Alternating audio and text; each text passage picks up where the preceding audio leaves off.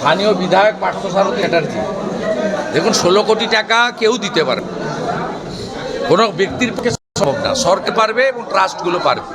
তাই ইতিমধ্যে যেখানে যেখানে অর্থ সাহায্য দেয় তাদের সবাইকে লিখেছে, মুখ্যমন্ত্রীর তহবিল, গভর্নর তহবিল, PM কেয়ার এবং সাধারণ মানুষ অনেক শিল্পীরাও এগিয়ে এসেছেন। আমি পার্থবাবুর মাধ্যমে খোঁজ নিয়েছি, আরও প্রায় 11-12টি ট্রাস্ট আছে।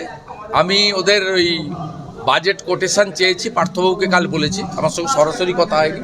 আমিও তাদেরকে বিভিন্ন ট্রাস্টকে লিখব এবং আমরা প্রত্যেকেই যে যতটা পারবো তাদের পাশে থাকা উচিত। অনেকেই এগিয়ে এসছেন, বাকিদেরও এগিয়ে আসা উচিত এবং ওই ছোট ফুটুটে শিশুটার প্রাণ যাতে রক্ষা পায় তার জন্য সকলকে চেষ্টা করতে হবে।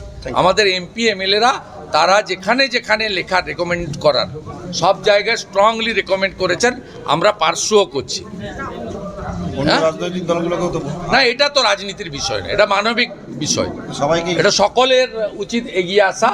এবং আমি গতকালই MLA পার্থসারথী চ্যাটার্জিকে বলেছি তো ওনাদের বাড়ির কাগজপত্র যেগুলো PM কেয়ারকে লিখেছে দিতে আমাকে।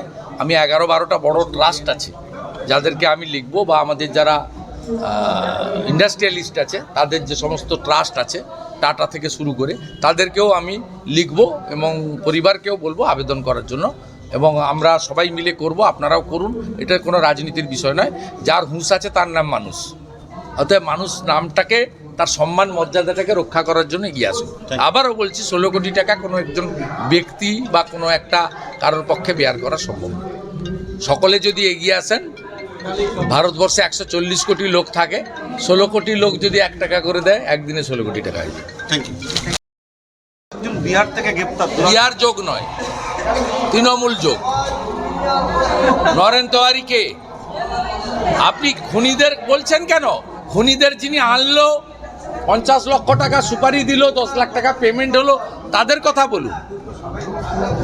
মমতা ব্যানার্জি ওই জন্য ড্যামেজ রিপেয়ারিং করতে যাচ্ছে মালদা মুর্শিদাবাদ। পুলিশ সরকারকে ফলো করছে এনকাউন্টার তত্ত্বে, এনকাউন্টার করার ঘটনার পর ওটা পুলিশই হতে পারবে, এনকাউন্টার নয়, খুন।